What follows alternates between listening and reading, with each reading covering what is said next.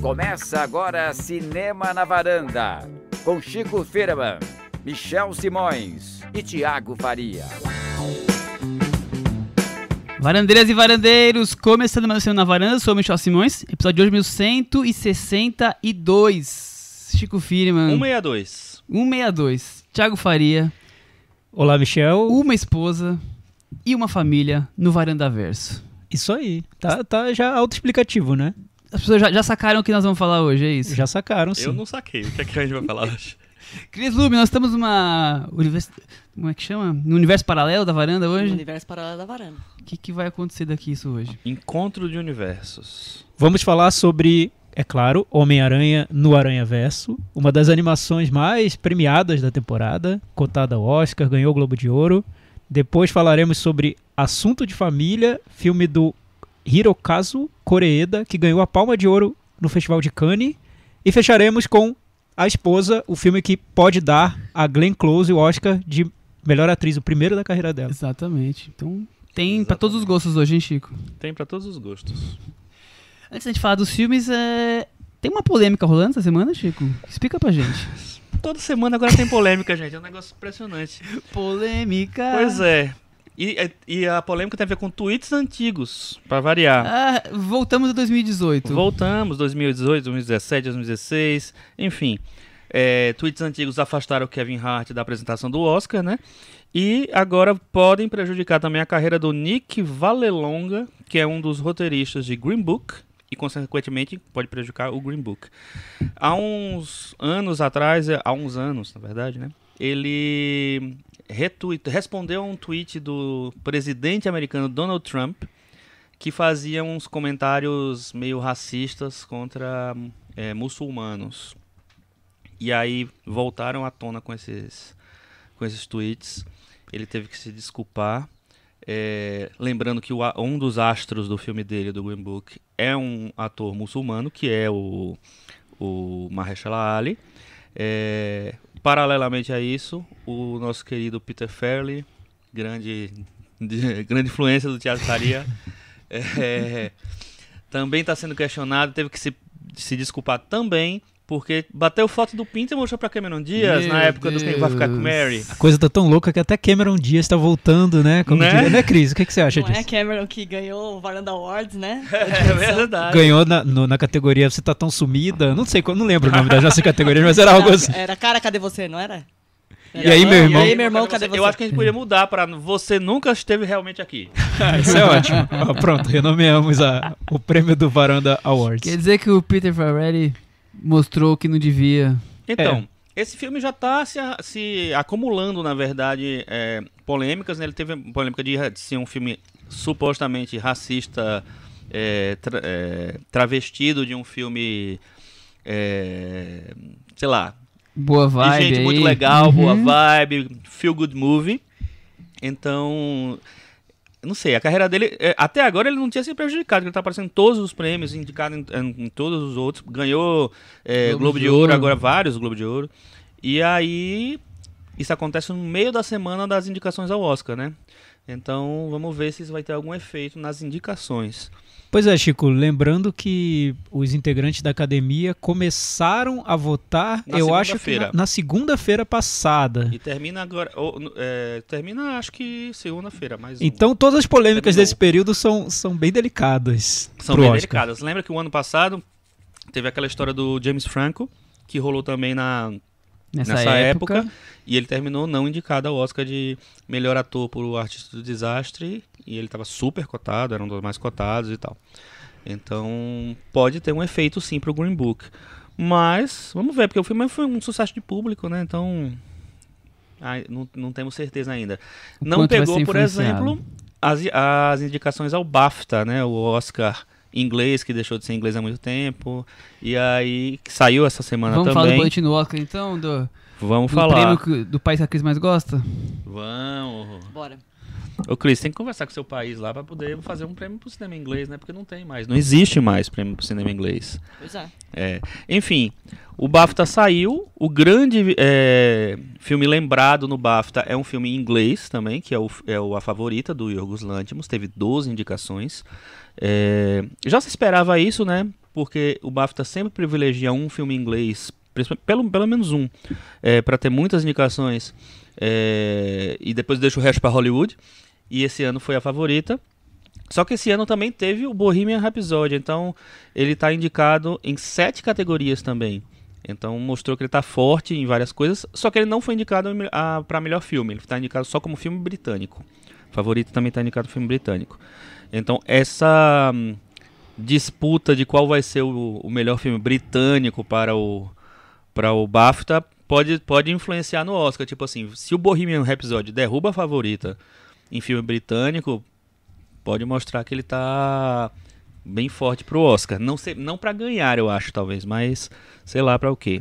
Chico, eu tenho uma teoria da conspiração muito louca sobre o Oscar que apareceu na minha cabeça semana passada. Eu acho que o Globo de Ouro... Sim, teoria da conspiração.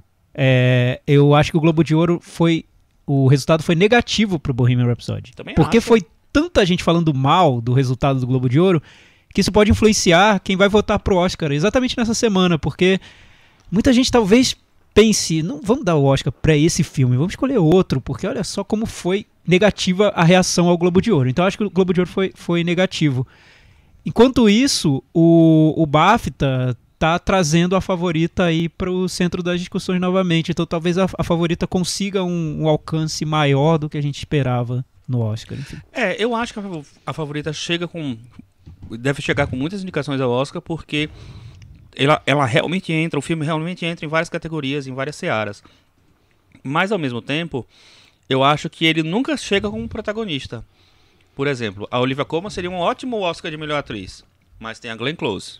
E aí, será que eles vão deixar de dar o Oscar para Glenn Close depois de tanto tempo? Voltaremos a Glenn Close ainda nessa edição. Mas, enfim. Uma surpresa que aconteceu no BAFTA nessas indicações foram 4 indicações para o Cold War, o Guerra Fria, que ninguém esperava. Está indicado para direção, indicado para roteiro original, indicado para filme estrangeiro e fotografia. O Ida, eu acho, se eu não me engano, na época dele, que é do mesmo diretor, teve indicação ao Oscar de fotografia também, além do filme estrangeiro, mas não saiu dessa seara artística. Esse foi para direção e roteiro. Então, mostra que o pessoal fez... acho que o Michel chamou a atenção que o filme ganhou o European Film Awards. Foi o filme europeu mais premiado. Mesmo assim, eu achei meio interessante, assim... Meio interessante é ótimo, né? Um pouco interessante. Ele ter aparecido assim. O Nação Estrela ficou forte, tem 7 indicações. O Vice tem 6 indicações. Vice. Tem 6 indicações. Enfim, os filmes que se esperavam estão lá. Que a gente esperava estão lá. O Black Klansman teve 5 indicações. O Green Book também teve muitas indicações, não contei quantas. São os principais nomes. Então, eu acho que esses daqui... Os 5 indicados para filme foi Infiltrado, Na Clã, A Favorita, Green Book, Roma e A Star is Born. O Roma também teve várias indicações. Então, todos os grandes players do ano estão lá. Em destaque. Chico, dá pra gente definir... todos os filmes do Oscar, né? Saíram todos. Os prêmios anteriores do Oscar agora. Dá pra gente definir 5 players principais, porque o que a gente vê no Oscar hoje é que geralmente indicam 8, 9 filmes, mas 5 são os que entram na briga, ou até menos, 4, 3. Dá pra gente definir os 5 que estão realmente na briga? Olha, eu acho que os favoritos, né, são o Roma, são Nasce uma Estrela, e qual é o outro que a gente tava falando? Green Book. E o Green Book eu não sei se ganha, Green Book é favorita e o Vice, acho que são por aí. Não, e o Infiltrado na Clã, eu acho que tem chance também. Eu acho que são esses. São esses. Os outros a gente só vão entrar pra ocupar espaço na lista, né, de indicações. Eu ouvi, isso falando de melhor filme, eu ouvi essa semana alguns críticos americanos falando sobre a arrancada do Infiltrado na Clã, que é um filme que tem ganho espaço entre as possibilidades ao Oscar de melhor filme, porque outros que seriam favoritos têm sido enfraquecidos por algum motivo. O Green Book tá cheio de polêmica. O Roma é aquele filme que tem, né, pode ficar muito preso a um estigma de filme de arte, de filme preto e branco, de filme espanhol e tal. Pode não ser considerado, talvez. A Favorita eu ainda acho que deve ser bem lembrado, mas não sei se ele entra como sei lá, possível Front ganhador. Runner aí. O Nasce uma Estrela ficou bem enfraquecido depois do Globo de Ouro, porque ele terminou não só ganhando prêmio de canção, e lá seria um espaço ideal para ele crescer pro Oscar. O Infiltrado na Clã continua lá na dele, mas ele tá sendo indicado, ele não tá ganhando nada, entendeu? Então não sei se ele chega com tanta força assim. A gente chegou a falar aqui que o Spike Lee poderia ser um Oscar surpresa de direção. Até agora não aconteceu, até agora tá dando Cuarón. Pois é, e muita gente cravando Cuarón. É uma das categorias em que É mais sólido, né? existe mais certeza nesse Oscar. Mas aí eu acho que é uma coisa... É uma saída boa, tipo assim, não preciso premiar o Roma como o melhor filme, mas vou premiar um filme artístico, né, como o melhor diretor e beleza, o Globo de Ouro fez isso, então e não adiantou nada, porque aí fez o Bohemian Rhapsody e o Green Book, né, fazer o quê? Fechamos o boletim? Acho que sim. Então vamos começar a falar dos filmes da semana, começando com Homem-Aranha no Aranhaverso, filme dirigido por um trio de diretores, Bob Persichette, Peter Ramsey e Rodney Rothman. O Aranhaverso está indicado ao BAFTA também. Ah, ele tá em todas, né? Aliás, os 3 filmes de hoje estão indicados ao BAFTA. Então, um episódio especial BAFTA, é isso. São diretores estreantes, ou praticamente estreantes, mas que sempre trabalharam na parte de direção de arte, tiveram envolvidos nas equipes de outras animações. Mas tem outros 2 nomes por trás aqui, né, Thiago, que são os produtores, o Phil Lord e o Chris Miller. Pois é até curioso porque se vocês, nossos varandeiros, procurarem entrevistas sobre o filme no YouTube, em sites, o Chris Miller e o Phil Lord geralmente aparecem falando pelo filme, eles são os donos do filme, em tese, apesar de não terem dirigido. Os diretores viraram coadjuvantes na promoção, né? O Phil Lord, ele co-escreve o roteiro e os 2 participam da produção do filme. Lembrando que eles fizeram comédias como Anjos da Lei 2, a animação Tá Chovendo Hambúrguer, o Lego Movie, participaram da produção do filme do Han Solo e foram enxotados de lá, porque queriam deixar tudo um pouco mais divertido, engraçado e não sei, algo assim. Aí virou aquilo que virou lá, e chamaram o Ron Howard para dar um jeito ali na bagunça. São diretores que... E numa dessas entrevistas que eu vi, o Christopher Miller ele diz que o estilo deles é ir ao fundo da piscina e não se preocupar com nenhuma consequência, e surpreender o espectador. É isso que eles querem fazer a cada filme. No caso do Solo, eles foram ao fundo da piscina e não voltaram mais. Morreram afogados. Chico, é interessante essa ideia da Sony, depois de fazer reboots do Homem-Aranha, porque é um filme da Sony, não da Marvel, existir do live action e fazer uma animação. O que você achou dessa ideia? Não sei se eles desistiram do live action, porque vai ter o Homem-Aranha... Dá um tempo, né? O Homem-Aranha... Eu achei uma saída interessante, assim, porque é o seguinte... Os estúdios, eles fazem filmes de animação dos heróis. Só que geralmente são VOD, são filmes para um lançamento que não é no cinema. Dessa vez eles trouxeram para o cinema. Só que quando eles trazem para o cinema, eles trazem um novo Homem-Aranha, que já existe nos quadrinhos há muito tempo e tal, que é o Miles Morales. Então foi uma maneira de trazer um outro personagem para, sei lá, o cardápio do estúdio lá. E não mexer diretamente com a franquia que está ligada à Marvel. Porque imagina como seria ter que fazer um filme ligado à Marvel, ao Marvel Cinematic Universe, com outro Homem-Aranha, com vários outros Homem-Aranhas, na verdade, né? Seria uma confusão e tal. Então eles resolveram fazer uma coisa que se resolvesse ali. Então, nesse sentido, eu acho bem interessante, assim, e principalmente investir na animação, que estava meio subjugada para um lançamento direto para vídeo, entendeu? Eu achei legal. Esse é um ponto curioso, eu acho que é um ponto mais técnico, né? Como fazer uma animação que vá surpreender tecnicamente e não vá ser jogada pro mercado de streaming ou de VOD. Isso que o Chico falou, acho que é um pouco o que move esse filme. Você tem que apresentar algo diferente, você tem que surpreender para colocar essa animação dentro do jogo. É mais ou menos isso. E por outro lado, você tem que também surpreender o público que já está um pouco saturado tanto de filmes de super-herói quanto de filmes do Homem-Aranha. Você tem ali um desafio muito grande de deslumbrar um público que está muito preparado para tudo que ele vai ver.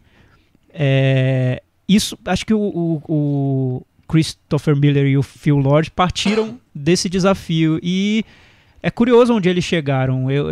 Se você tivesse me contado sobre esse projeto, eu jamais imaginaria que ele seria indicado ao Oscar, que seria... Não foi ainda, mas muito possivelmente será. Não foi ainda, calma. Que ganharia o Globo de Thiago Ouro. Nostradamus. Acho que ele até vai ganhar, mas enfim, tô me antecipando. Que seria indicado ao BAFTA. O que eles conseguiram foi bem interessante. Eles venceram um desafio muito grande. Em vários aspectos técnicos e de narrativa também. Não, eu também acho. Ele tem uma... Primeiro, eu achei a ideia inovadora, porque nós já estamos meio saturados de ver Homem-Aranha, né? Não o personagem, mas retomar a franquia, né? Quer dizer, quando que foi o primeiro Homem-Aranha de Sam Raimi? Nos anos 2000? 2001. 2001, Não, quer dizer... 2002, eu acho. 2002. A gente já teve 3 personagens de Homem-Aranha, quer dizer, 3 vezes contados essa história, agora foi uma quarta. Mas eles fazem de um jeito... Mas não é o mesmo personagem dessa vez. Sim. Apesar de ter o Peter Parker, né? É um outro Homem-Aranha. Então... Mas não deixa de resgatar. As histórias Sim. são E parecidas, ele tá né? no universo, tá no Aranha-Verso, né? Você vê totalmente. referências aos outros filmes, aos outros Homens-Aranha Então, também. Enfim. Digamos que o projeto inicial já é legal. É uma maneira de você manter o personagem que traz muita bilheteria, que gera muito interesse, sem ficar com a mesma história de ficar resgatando o mesmo idêntico. Eu né? acho não só legal, pra mim foi surpreendente mesmo. Sim. Eu não tava esperando. Eu tenho esse preconceito com o Homem-Aranha porque eu acho que ele foi refeito com poucos intervalos muito curtos entre um filme e outro. Só com Homem-Aranha, né? Tá certo. Com os outros heróis também. É um filme bom pra quem tem pegou esse ranço de filme de super-herói, como foi o que aconteceu comigo, de sentir que todos são filmes iguais. Trouxe um frescor na Exato, sua vida, ele traz um frescor e eu acho que o desejo de surpreender de várias maneiras é o que move esse filme. Acho que o caminho para entrar no filme é esse desejo de surpreender. Vamos pro sinopse, então? Você tá aí já na ponta da língua, Chico Filho, mano? Tô. O Rei do Crime. Ai, não, o Rei do Crime não. Esse Vai aí começar pega, por aí, né, mano? Michel? Pelo amor Oh, de meu Deus. Sei lá qual é o Rei do Crime, quem faz o Rei do Crime, não sei. Aqui é o Liv Schreiber. Esse sinopse gongada mais rápida, hein? A Cris Lume até acordou ali, gente. Vai de novo. O Rei do Crime Liv Schreiber. patrocina a criação de uma máquina que possa buscar pessoas nos universos paralelos e acaba trazendo diferentes Homens-Aranhas desses universos. Bem quando o jovem negro e latino Miles Morales Shameik Moore. foi picado por uma aranha e começa a se tornar o novo herói aracnídeo. Certo. Rei do Crime. Gente, eu fiquei meia hora pra fazer sinopse, tava difícil, viu? Eu não conseguia. Saiu isso daí. Todo mundo já viu, nem precisava ter de sinopse, né? Não, ficou O ruim, Brasil inteiro já assistiu esse filme. E Chico Filho, o que você achou? Eu achei que tá hype demais. Você achou que tá hype Meu demais? Deus, vamos parar tudo. Chico Firman, nosso especialista Eu em avisei quadrinhos. Thiago Faria que hoje estava Hoje no tá Varanda difícil. Verso. Hoje que a era gente um tá universo tudo paralelo invertido. da Varanda. É o mundo invertido. Pois Achei é. que tá Chico, o hype que demais. aconteceu? Já vai dar Você- 10 para Aranha Verso, o Chico vai falar que é uma bosta e assim vai. Não, nem tanto. Eu gosto do filme, eu acho que ele tem um humor muito legal, eu acho que ele lida com a mitologia do Homem-Aranha de uma maneira divertida, mas não fui surpreendido em nenhum momento, porque, não sei, eu acho que por ter lido muita coisa de quadrinhos e tal... Ele faz jus ao personagem dos quadrinhos? Faz, não, eu acho assim, ele tem muito de quadrinhos, muito de quadrinhos. Tanto é que pra mim foi como se fosse ler uma história em quadrinhos. Mas eu li muitas, né, nesses anos todos, né, então não sei, eu achei ok, legal. Desgaste. Eu achei legal, mas assim, pra mim não teve grande novidade, não. Eu senti falta um pouquinho de equilibrar a parte de humor e de ação com uma coisa um pouco mais dramática, acho que tem pouco isso. Mas, no geral, é um filme que eu gostei. Mas, realmente, eu não consegui me empolgar tanto quanto o Varanda Verso todo. O Thiago Chico não se empolgou, e você? Não, eu tô Saiu dando cambalhota? Antes de te falar, eu tenho uma curiosidade, porque o Chico leu muito mais quadrinho que eu, ele conhece muito esse universo. Eu queria saber o que no filme pra ele faltou, que tem nesses quadrinhos do Homem-Aranha, do Miles Morales, enfim, o que Miles não tem no filme. O Miles Morales eu li pouco. Mas a questão não é essa, não. A questão, pra mim, é isso que eu falei, assim, eu acho que ele vai muito pro humor e pra essa coisa de explorar a junção dos universos lá, e esquece um pouquinho da parte dramática do personagem, um pouco. Que eu acho que, por exemplo, nos filmes de Sam Raimi tinha de sobra. Mas agora, não sei, acho que pra mim podia ter um pouquinho mais, assim. Mas, não sei, eu acho que é isso. O filme eu acho que ele é bem fiel aos quadrinhos e no espírito, inclusive, na atmosfera do filme. Eu acho que ele consegue trazer uma pessoa pra, sei lá, Pra dentro pra um desse momento em que você universo. tá lendo quadrinhos ali. Mas eu não consegui achar que o filme é nada demais, entendeu?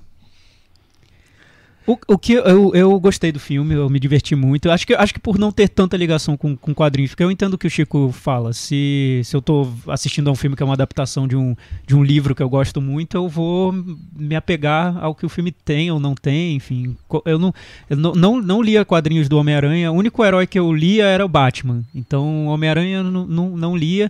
Mas gosto dos filmes do Sam Raimi. Eu acho o Homem-Aranha 2, acho que é o meu filme de super-herói preferido. Acho que... E a atmosfera do Homem-Aranha 2... né?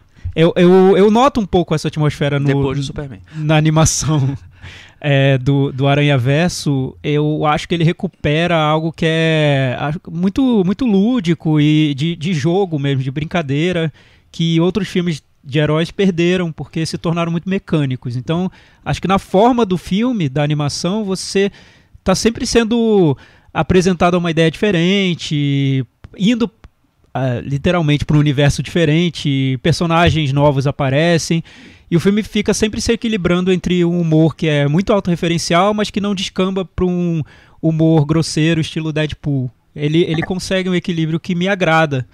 Eu gosto muito da técnica de animação, porque eles fizeram um filme de uma maneira usando a técnica digital, mas depois na pós-produção os desenhistas, os artistas usaram a técnica 2D e desenharam por cima do filme. Então ele dá um efeito muito, muito de texturas muito vívidas mesmo. Você sente que está dentro de um quadrinho, você nota a marca da página na tela de cinema. Eu achei isso muito interessante. Eu fiquei deslumbrado com a técnica do filme também, mas não só com ela. Eu acho que é uma trama ágil, bem-humorada, que me cativa e que não me leva ao tédio profundo, que é o que acontece quando eu vejo os filmes do universo Marvel. Eu gostei, achei muito bom. Vocês dois comentaram de o melhor filme de heróis que vocês já viram. Lembrando que nós fizemos um episódio só sobre isso no episódio número 8, lá no comecinho.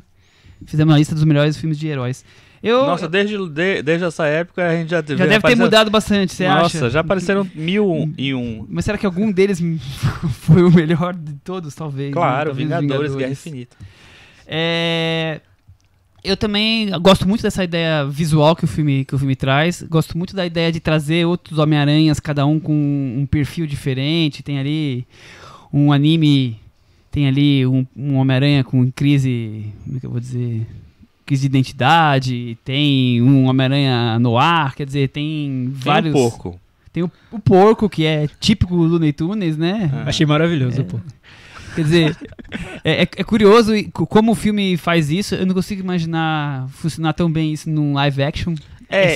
Ele se aproveita dessa ideia, né? Isso eu concordo, porque assim, a animação dá várias liberdades. A liberdade de você tratar personagens que são completamente fora da casinha para um filme live action e para você esconder os atores, você não depende dos atores. Você vai ver a lista de atores, tem vários atores famosos. O Chris Pine faz o Peter Parker. Chris Pine, Nicolas Cage. O Nicolas Cage faz não lembro quem é que ele faz.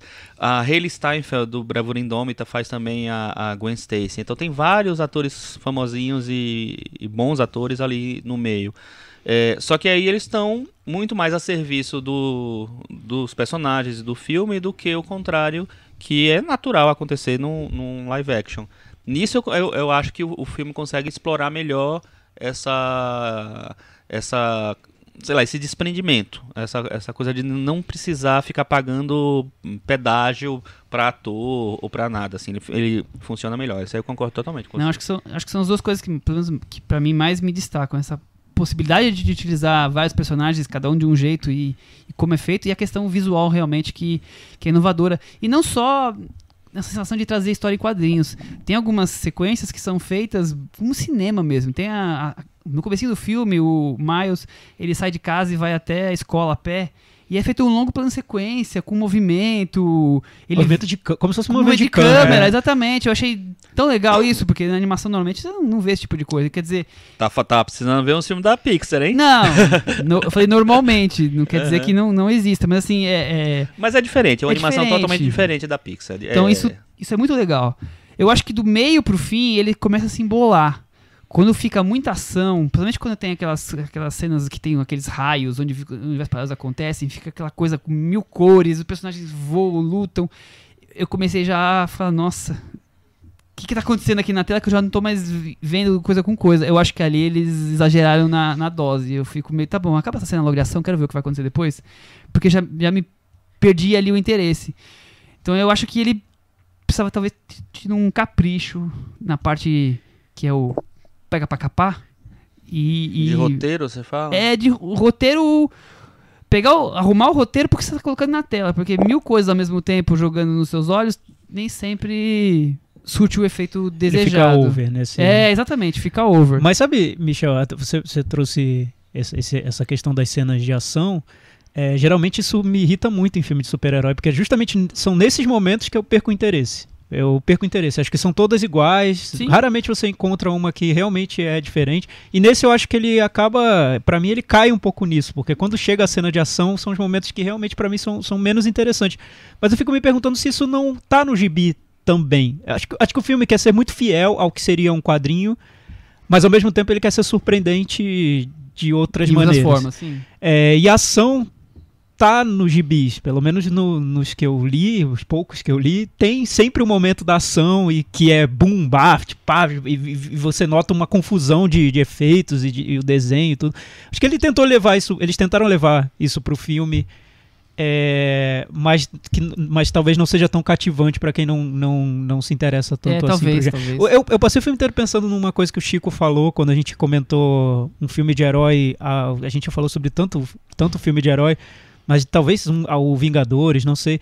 Mas o Chico comentando que nos quadrinhos, os quadrinhos têm a liberdade para criar tantos universos que você pode ter 5, 6, 10 séries do Homem-Aranha em que as tramas são totalmente diferentes uma da outra. Numa delas o Homem-Aranha morre, no outro ele se multiplica. Enfim, os quadrinhos dão a liberdade para você criar universos paralelos para um personagem só.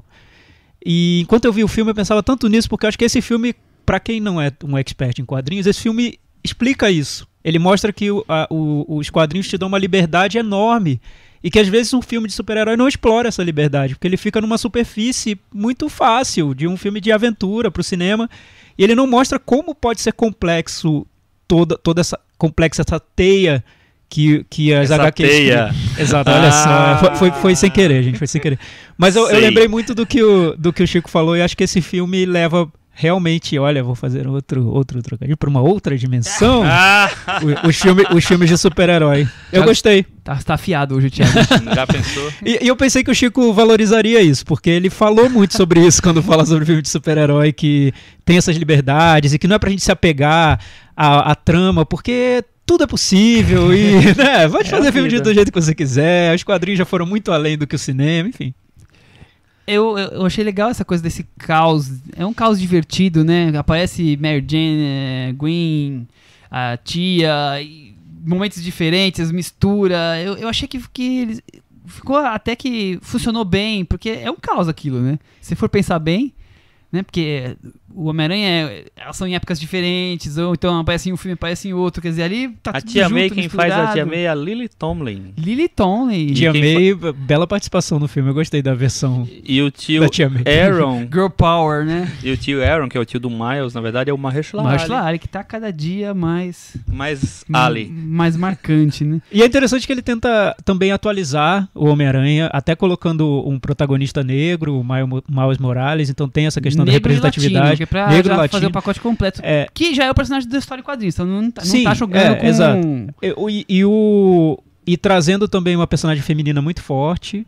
E tem a Tia May também aparece de um jeito diferente. Então eu noto também uma tentativa de atualizar o Homem-Aranha. as coisas mudam tanto de ano para ano que parece que todo ano tem que ter um novo Homem-Aranha para dar um reboot e levar para uma geração que já mudou, né? E esse eu achei bem conectado com o que está acontecendo. E é uma história de origem também, que eu acho bem costurada, porque é a história do garoto Miles Morales aprendendo a ser Homem-Aranha, só que ele aprende a ser Homem-Aranha com outros Homens-Aranhas. Mas é uma história de origem, né? E com o Porco-Aranha. E com o Porco-Aranha. Estamos esquecendo do Porco-Aranha, que é figura vital. E eu tô muito impressionado com a indiferença do Chico. Eu não vou conseguir superar isso hoje. Não, mas o que você falou, o negócio dos universos paralelos, pra mim eu adoro. Eu sempre gostei, sempre amei, desde que eu comecei a ler quadrinhos no final dos anos 80, na verdade no meados dos anos 80, mas no final dos anos 80 teve um evento da DC que foi bem famoso, que é o Crise nas Infinitas Terras, que era basicamente juntar várias versões paralelas, que tava muito confuso do universo, e juntar tudo num só. Então eles fundiram o universo. O multiverso virou um universo. E aí, pra mim, esse conceito de universo paralelo foi um negócio maravilhoso. Inclusive, o meu primeiro blog da vida foi Universos Paralelos, o nome. E aí, eu acho muito legal. Só que nesse eu acho meio resumido. Eu acho meio resumido e eu acho que tem... como eles trabalham com personagens muito... Quase clichês não, mas quase... caricatos, vamos dizer assim. Tipo, tem um porco que é um cartoon, entendeu? Sei lá, pra mim pisa um pouco na coisa da piadona, assim. Deadpool. Quase isso. Mas por outro lado, ele permite também a questão das homenagens, né? Não, permite, e eu não acho ruim que tenha, não. Eu acho interessante ter um cartoon, ter um personagem no ar, como você falou, tem um anime. Eu acho isso muito legal, Mas acho um pouco bagunçado também. Não, claro. Entendeu? Mas ao mesmo tempo eu acho legal. Assim, não é um filme. Eu gostei do filme mesmo, Só que depois que começou a reação, eu disse assim, nossa, mas não é essas coisas todas. Aí é o filme mais bem avaliado do Letterboxd desse ano. Mas eu acho que é porque eu ainda acho que é porque ele pega quem tá saturado de filme de super-herói. Eu acho que é um pouco por aí. O que você acha, Michel? Eu acho que ele tá tendo essa surpresa toda porque ele tá inovando nessas questões que a gente levantou. E aí as pessoas já talvez estejam saturadas do Homem-Aranha sempre voltar daquele mesmo jeito. E aqui fez alguma coisa diferente e a gente ama o Homem-Aranha, logo já tá vendo essa supervalorização. Porque eu também não acho que seja a nova obra-prima da animação. Mas eu acho que é um filme legal de assistir, gostoso. Você vai ver comendo pipoca com seu sobrinho, seu filho no cinema e vai se divertir com certeza. Mas acabou o filme, acabou, né, gente? Não vai ficar nada... É porque Michel tá voltando. Michel tá vindo. Tô sentindo a volta do Michel pra varanda. Lembrando que essa é a segunda animação consecutiva que o Michel gosta e tem alguma coisa estranha no ar. Tem.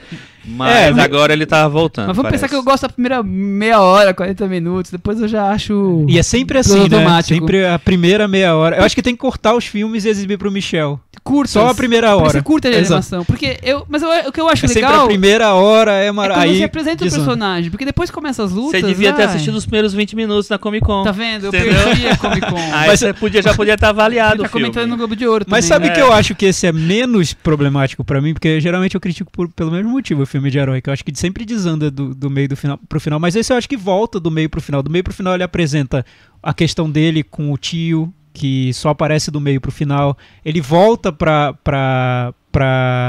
dia a dia do personagem, pra como ele vai lidar com as transformações dele. Ele simplesmente não desanda, porque geralmente o que acontece o filme de super-heróis se torna um filme de ação e aí esquece toda a construção de personagens, deixa tudo pro lado.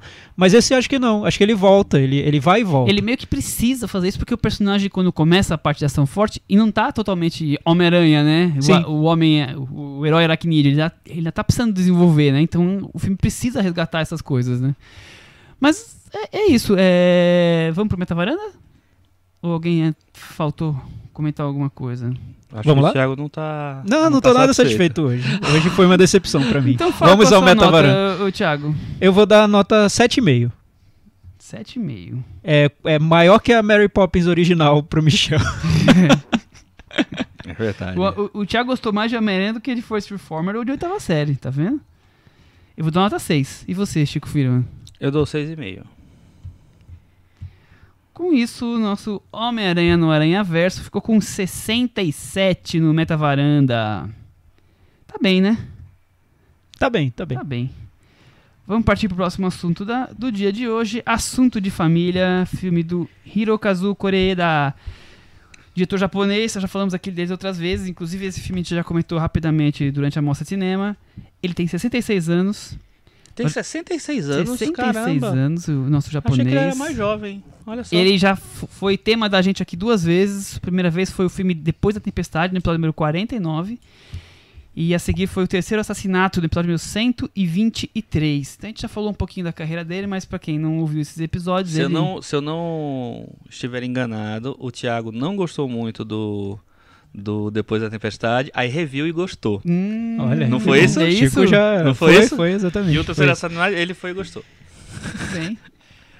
Além desses filmes que a gente falou já aqui na varanda, ele dirigiu Ninguém Pode Saber, Pais e Filhos, Depois da Vida, Maborose. Então, um diretor já com grande carreira, uma carreira ligada, mais marcada por filmes com crianças, né, Thiago Faria? Mas não só, mas mais por Acho crianças. que sobre família, dinâmica familiar, é um tema que ele gosta muito. Eu lembro quando a gente falou sobre o Terceiro Assassinato, que é um filme mais diferente dele, a gente disse, ele tá aí ousando porque fugiu um pouco desse tema da dinâmica familiar. Aí já voltou típico. agora. Agora ele volta no Shoplifters, ganhou a Palma de Ouro Palma em de Ouro, né, Cannes. Chico?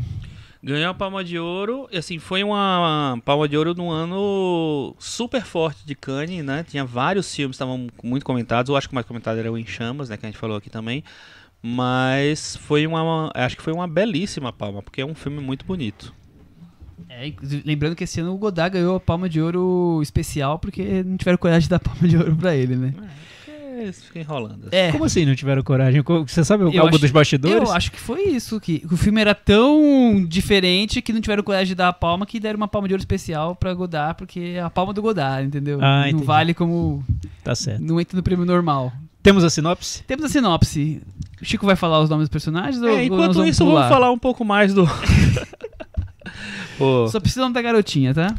Ah, boa. Tá, Vou da facilitar. garotinha. Só a menina. A menina... Ela não é o mote da história? Eu não consegui montar uma sinopse sem a menina. Quem? Vai, fala aí. Uma garotinha. Sinopse hoje tá um capítulo à parte, hein? Mayu Matsuoka. É encontrada quase congelando nas ruas e acaba agregada por uma família meio torta que vive de bicos e pequenos assaltos aos supermercados até que a imprensa começa a noticiar o desaparecimento da menina. Uma família meio torta. Você vê que... Porque não é uma família normal, nós vamos contar aqui É meio um pouco torta, mais em Que detalhes. legal você ter começado pela menininha. Gente, mas se não tiver Mas menina, é não tem importante. filme. Não, realmente é importante. É importante. Você vê, começou o Rei do Crime, o Homem-Aranha. Mais 2019 importante. vamos inovar, é isso. É, Vamos tô vendo. inverter aí. Tem que A ficar. esposa vai ser um Complicado. apresentador do Nobel. Sinopse da varanda no Aranhaverso. Eu ouvi entrevistas com o Koreeda e ele diz bem especificamente nas 2 entrevistas que eu ouvi dele: relações de sangue ou o tempo que se passa juntos. Formar uma família além do sangue. Ele está querendo dizer que, provavelmente na cultura japonesa, mas acho que isso é mundial, que família só vale, na maioria das pessoas, se for de sangue. E que ele está questionando a constituição de famílias sem ser por laços familiares, né? Então, sei lá, a varanda é uma Por laços família, genéticos. digamos assim, sendo que ninguém é parente de sangue, é mais ou menos esse raciocínio que ele está... O plot inicial da onde ele quis criar a história. O que vocês acham sobre esse... Eu acho que isso discussão? é o centro do filme, assim, falar sobre o que une as pessoas, o que traz as pessoas para junto, né? São, sei lá, os pontos de identificação que chamam as pessoas para perto uma das outras, assim. Eu acho que o filme é sobre isso, é sobre como essas relações que teoricamente não teriam que acontecer, acontecem e às vezes são mais significativas do que relações convencionais, vamos dizer assim. Sim. É isso. Achei bonito você ter trazido a varanda, comparado a família da varanda com a família do Coreda. Porque eu ia falar da varanda, da família do Velozes e Furiosos, mas eu achei melhor trazer a família E da também, varanda. a família do Velozes e Melhor a Furiosos. família Não da é? varanda. Eu achei família Velozes e Furiosos, família Família da da varanda. varanda, família do Coreda. São 3 tipos de famílias. Eu acho que é por aí. A Core Family. O que me atraiu muito é esse filme. Eu já estava numa fase de gostar cada vez mais do Coreda. A gente falou sobre isso no episódio do Terceiro Assassinato, que o Coreda às vezes parece um diretor, na minha opinião, mais singelo do que ele é. Porque ele trata de temas que muita gente lida como temas muito simples e que todo mundo faz. Pô, todo diretor faz filme sobre família, né? Coisa fácil. Mas quanto mais você assiste aos filmes do Coreda, você percebe como ele se dedica profundamente a esse assunto, ele vai fundo nisso mesmo, e tem uma ligação emotiva muito forte com os personagens que ele constrói. E são filmes que principalmente nas revisões, eles, pra mim, crescem muito. Foi o que aconteceu no Depois da Tempestade, que eu vi a primeira vez, achei um filme cheio de truques ali, tem uma velhinha simpática, tem que tá nesse filme também. Tem um papai trapalhão, então na Papai primeira trapalhão, que coisa maravilhosa. na primeira sessão você se apega e critica esses detalhes e depois você percebe que ele está falando sobre temas bem profundos mesmo.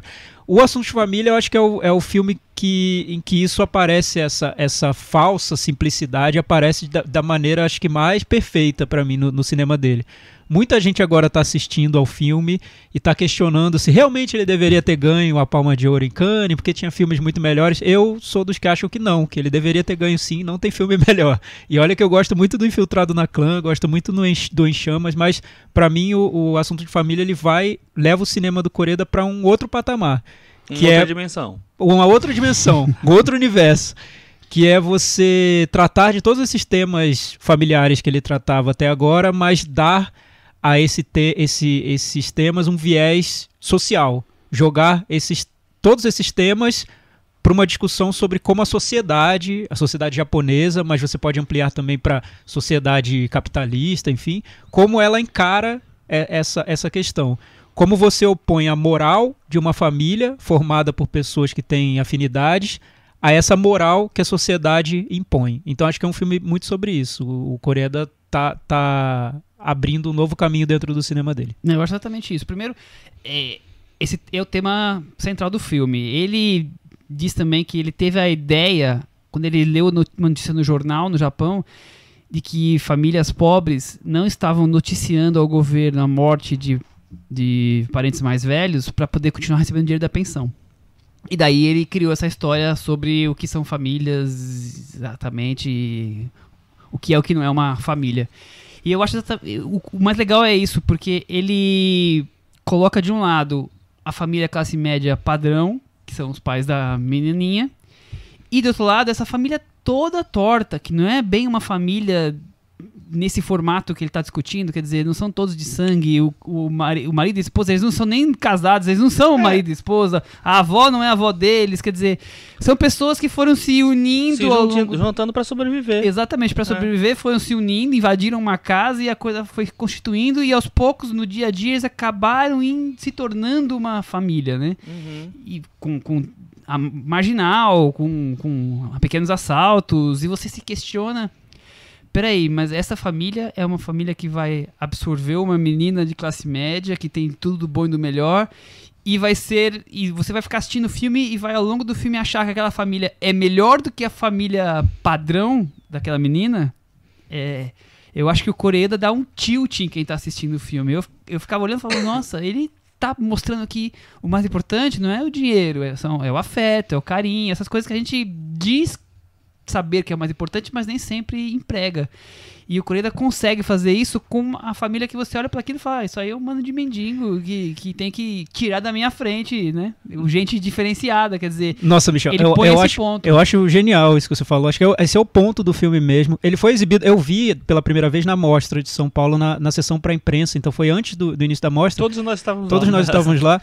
E era aqueles que nos abandonou na hora que ela tinha que trabalhar. E era um período em que essas discussões políticas polarizadas, estavam muito intensas no Brasil. Ainda estão, mas outubro, né? era um momento em que tudo isso havia transbordado nas redes sociais e uma divisão entre um lado que acusava o outro lado, e todos esses pontos relacionados a direitos humanos estavam sendo colocados em xeque. Então, tudo que tinha a ver com proteção a pessoas que são marginalizadas era colocado em questão. Por que você vai proteger bandido? Por que você vai proteger o morador de rua, a pessoa que não tem a terra? Então, isso estava muito explícito na nossa vida. Né, ainda está, mas era um momento em que isso chegou ao auge. Parece que a panela de pressão estourou naquele momento. E assistir a esse filme naquele momento, para mim, foi muito tocante mesmo. Eu saí da sessão muito abalado e até ouvia outras pessoas no final da sessão comentando que esse seria um filme que o Koreeda usa uns truquezinhos. E eu não estava preocupado com aquilo de nenhuma forma. Acho que o filme... o que ele faz é que por 2 horas ele suspende nossos julgamentos morais e mostra o que é conviver com uma família, pessoas vivendo em conjunto e lidando umas com as outras com base no afeto, com base na amizade, carinho, sem julgamentos morais. E aí, quando você convive com uma família assim por 2 horas, no final do filme você vai dizer que elas merecem ser presas, que elas merecem ser separadas, que você tem que colocar uma lei super autoritária para definir essas relações. Então acho que esse é o ponto. É o crucial, do filme. Acho que é o Eu principal. concordo absolutamente, totalmente com você.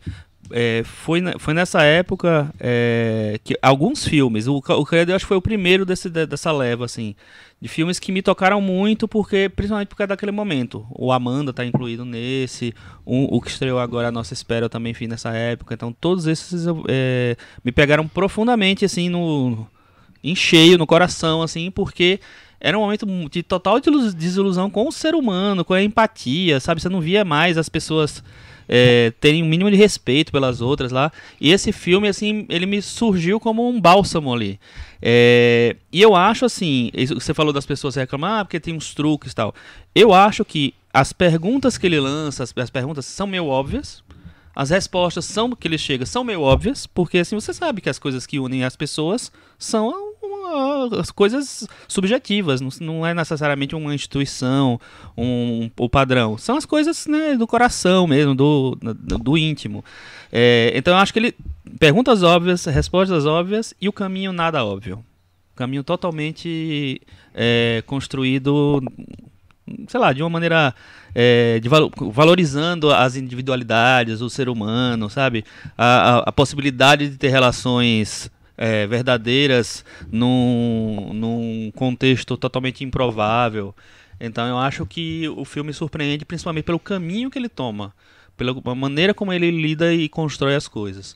É um filme que me tocou profundamente. O que eu acho curioso é que dentro do filme você tem essa oposição entre como a família vive e a sociedade que existe lá fora da casa, mas assistindo aqui no Brasil parecia que tinha uma terceira parede, era a família do filme, a sociedade japonesa e a sociedade brasileira respondendo aquilo. Isso. Porque parecia que cada vez mais existe uma dificuldade social de entender o que é humano, o que é falível mesmo, o que é verdadeiro na vida. Então a gente chegou num ponto, eu acho, agora falando, só distanciando um pouco do filme para falar um pouco da sociedade, a gente chegou num ponto em que a gente está vivendo com nossas imperfeições no dia a dia, na nossa família, no nosso trabalho, nos nossos relacionamentos amorosos, mas oficialmente a gente fala como se a gente não tivesse imperfeição e a gente cobra uma versão oficial das coisas que parece irreal, que não existe, né? Se você tiver um olhar um pouco humano para a vida, você vai ver que aquilo não existe. Então,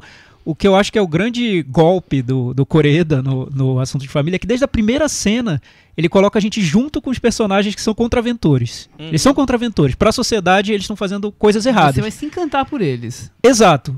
Não de um jeito banal, eu acho. Não de um jeito totalmente fofo, mas é pra gente se encantar com eles mesmo, porque é pra gente ficar junto com eles. O Koreda coloca a gente dentro da casa, na maneira como ele filma mesmo. Eu acho que é um filme muito bem filmado, muito bem construído em toda a encenação dele, porque ele coloca a câmera ali dentro daquela casa muito pequenininha, muito bagunçada, tudo muito entulhado, e a câmera vai transitando por aquela casa com uma naturalidade, com uma leveza que tira qualquer julgamento moral que teria num filme que talvez quisesse mostrar o que tem de grotesco naquela casa toda bagunçada. Não, é um filme leve, é um filme bem-humorado. Você se um filme... sente lá dentro. Exato, ele né? quer nos colocar junto, do lado daqueles personagens. Então, a maneira como ele faz, pra mim é difícil criticar. Eu acho que é uma ousadia, porque ele faz um filme estilo Koreeda, quer dizer, o jeito de filmar, enquadramentos, é mais ou menos parecido, com temas já caros ao cinema dele, mas ao mesmo tempo tem uma ousadia ali. Tem um passo adiante do que ele já tem feito. Quer dizer, eu acho que isso que é o... Pra quem conhece o cinema dele, já se surpreende. É porque eu acho que tem, pela primeira vez, uma posição social forte do Koreda. Que Não, lembra... pela primeira vez não, o Ninguém sim, Pode Saber. Ok, uma tem. posição social. Eu entendo, Chico, o que você... Eu acho que é uma posição é que nesse tá muito claro. mais complexa. Talvez. Essa. É, O Ninguém Pode o que Saber provoca é uma mais a denúncia gente. muito concreta, né? Você tá mostrando as crianças abandonadas ali. É mais cru, Ninguém Pode Saber. Esse daí, ele vai revelando aos poucos. Por exemplo, você não sabe logo no começo que aquilo não é uma família tradicional. Você vai descobrindo aos poucos que ali são pessoas que se juntaram, se uniram. E assim, isso eu achei lindo quando eu percebi que as pessoas não tinham laços de sanguíneos ali, que as pessoas foram se juntando porque era o jeito. E depois do era o jeito, foi que elas desenvolveram a aproximação mesmo, os laços foram se fortalecendo ali a partir desse momento. Então elas se juntaram para sobreviver e aí elas se alimentaram desse encontro. E isso eu achei incrível, eu achei maravilhoso a maneira como ele vai revelando isso aos poucos. E ele constrói isso na primeira, acho que 1h30 de filme, na meia hora final, sem querer dar spoiler, mas é um momento em que existe o choque da realidade, né, com essa família. E acho que é um trecho do filme que para muita gente que vê o filme até com um pouco de distanciamento, pode parecer um momento mais forçado, em que o Koreda vai lá e desvia a trama, que era uma trama muito aberta, para algo um pouco mais fechado, um pouco mais calculado até. Mas eu acho que ali é central para você falar, tá vendo? É tudo isso, mas não é um conto de fadas que eu tô contando. Sim. Vai ter o seu preço depois. Em algum momento a sociedade vai te cobrar o preço. Então a verdade não. A realidade é nua e crua, né? Então eu acho que ele é crucial pro finalizamento do filme, o jeito com que a história transcorre, né? Podia ficar lindo, todo mundo viver feliz para sempre, ia ser um conto de fadas com gente pobre, quer dizer. Mas ao mesmo tempo eu acho que ele encontra uma beleza ali. Sem ele dúvida. não simplesmente abandona ali. De jeito nenhum. Ele encontra uma emoção ali para justificar, assim, olha, tudo é de verdade, entendeu? Essa relação toda até aqui. As relações entre eles, né? Que é difícil de você, sei lá, de alguém que vem de fora separar porque, enfim, a sociedade não entende direito aquela armação, vamos dizer assim. Tudo ali é de verdade, não é porque, enfim, porque coisas acontecem que as coisas não são válidas. Acho um filme impressionante. É o meu filme favorito, Koreda. É o meu filme favorito. Pra mim também, ainda é. Eu ainda gosto mais do Ninguém Pode Saber, mas sabe, assim... Tá ali. Os dois são, acho que são filmaços, assim. Né? E é um filme que eu preciso rever. Eu vou rever, talvez um pouco depois de toda essa onda Dá um agora timing aí, né? do que a gente vive politicamente no Brasil, para entender mais ou menos o que significa. Mas é interessante ver como essa discussão está presente no Japão também, porque a imagem que eu faço do Japão é muito lugarzinho perfeito, distante né? em todos os sentidos. Então eu nem sabia que existia toda essa questão da pobreza, dos miseráveis, dos contraventores, e ver isso filmado desse jeito, mais ou menos como se o filme respondesse a questões que a gente está fazendo aqui no Brasil, a questionamentos que a gente está fazendo aqui, é impressionante, né? Mas acho que eu preciso também ter um pouco de distanciamento para rever esse filme. Tem uma coisa interessante um paralelo interessante é que tanto o Assunto de Família quanto o Benzinho, que também é um filme sobre família, tem uma sequência razoavelmente grande assim na praia, né? É ótima do Assunto de Família. Eu É lembrei muito agora. boa, Muito na hora boa, que muito eles boa. vão lá pra praia, putz, é sensacional. E você não espera também, né, o pessoal lá no Japão indo pra praia. Que E praia, aí, pois é, que praia. Mas enfim, eu acho que naquela hora, assim, ele se aproxima tanto de um cinema menos oriental e mais universal, mais latino, na verdade, talvez. Sei lá, mais caloroso, assim. E faz todo sentido no tipo de filme que ele constrói, né? Metavaranda? Vamos. E aí, Chico? Eu vou dar nota 8,5. 8,5. Thiago, eu vou dar nota 8. Eu vou dar nota 9. Com isso ficou com 85 no Metavaranda e disparado o filme mais bem votado do ano. É o Diria filme que até para... do ano passado seria o maior. Sério? É curioso, porque na minha lista dos filmes de 2018, que foram lançados em 2018 no mundo, o Assunto de Família é meu filme preferido. Olha só. É o que eu Vamos mais liberar gosto. essa lista aí? Porque o povo quer Cadê ver, essa quer saber. lista? Tá Cadê essa guardado. lista? Tá no Letterboxd Private. E essa Private. história de comparar nota, Michel, que você fez no Aranha Verso, eu acho bem cruel, porque eu não fico comparando, eu não fico Desculpa. colocando, eu não tenho uma planilha, eu não sei Mas eu qual filme tenho. tem. Eu sei, Mas ele tem. Você tem mais, você entrou no Thiago Verso, eu não tenho acesso a ele, a esse universo. Você tem, quem não tem é o Cara, povo. eu não fico colocando as notas uma do lado da outra. Isso aparece, Eu vou é algo que disponibilizar vem. pra você. É algo que vem naturalmente, Gente, mas entendeu? a nota é um número tem essa pra ter uma coerência, ideia. É subjetivo, não é uma regra. As pessoas são muito matemáticas, né? A gente só precisa aqui mostrar pro As pessoas são muito ouvintes. matemáticas. Mas A gente só precisa mostrar pro ouvinte a verdade. É o fato. Não, é só mais ou menos o que achou, em mais ou menos em que posição ficou. Mas não é uma coisa que tem que, 7,28. Eu tô prevendo que esse ano, de repente, vai ter aquele momento. Não, porque eu nunca gostei do diretor. Gostou sim, porque no filme tal Michel- você falou Michel isso. abre a planilha. Já E temos Michel- um histórico pra isso Michel agora. abre a planilha e revela tudo. Eu senti isso. Se bem que eu me lembrei senti do- devassado aqui pelo Se Michel. bem que eu lembrei hoje do Depois da Tempestade, né? Que você vendo? É, e o Chico desgostou também. e Aqui, gostou. aqui se faz, aqui se Você paga, né? achando que ele não gostou muito da animação. É, quer dizer então, que aqui a ninguém gente perdoa ninguém. Michel, é a nova era, né? Aqui se faz olho por olho, dente por dente, aqui se faz, aqui se O paga. governo E Bolsonaro é isso aí. nesse país. E meu você filho. falou dessa lista do Letterboxd, eu fiz essa lista de 2018 e tá fechada, só eu sei o que tá lá, e isso me dá uma liberdade enorme, porque eu fico mudando de posição Toda de filme. hora. Eu comentei com o Chico outro dia que o Burning, o Em Chamas, já tá quase lá no topo da lista.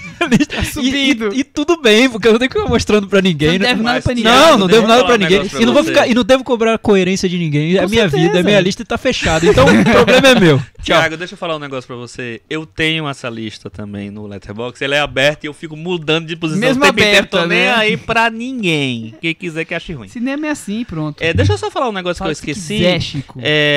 Voltando lá no Oscar, também falando dos 3 filmes, que os 3 filmes são do Oscar também. Uma coisa que a gente não se atentou esse ano é o seguinte: esse ano, o ano passado, no início do ano, logo depois do Oscar, a Academia convidou 938 membros novos. Em 2017, eles tinham convidado 774 membros novos. Em 2016, foram 638. Mudou todo mundo. Ou seja, em 3 anos, eles chamaram 2.385 membros novos. Não fiz essa conta agora, eu já estava decorado. 2.300. Isso quer dizer o quê? Quer dizer que pode ter muita surpresa nas indicações. Porque a academia, de uma maneira geral, até estava conversando isso com o nosso amigo Laio, ele falou assim... comparando com BAFTA, com SEGA, essas coisas, ele falou assim, não, mas o Oscar tem feito escolhas mais artísticas do que os outros. E é verdade. O Oscar indicou Dente Canino, sabe? Enfim, que eu nem acho artístico, mas enfim, entraria nessa coisa. Então eu acho que pode ter uma influência grande desses novos votantes trazendo coisas mais Aguardem novas aí. surpresas. Esses com certeza todos devem entrar com poder de voto, enquanto os velhinhos vão cada vez mais saindo, né? Tomara, Chico, tomara, viu? Vamos ver. Falando em velhinhos, vamos falar de personagens que já não Velhinhos? são tão jovens? Olha, saiu Quase, bem, hein? saiu Ah, bem. Ei, uau! Cris ficou até orgulhosa agora aqui. A Esposa, filme britânico, né? Dirigido pelo sueco Born Runch, 57 anos. Eu pesquisei sobre ele e esqueci de anotar o nome dos filmes. Que eu anoto. Mas eu achei curioso porque eu vi um filme dele. Foi uma grande surpresa pra mim quando fui pesquisar. Acho que é o primeiro filme dele, ou o segundo, de 2003, passou na mostra, chamado Amanhecer.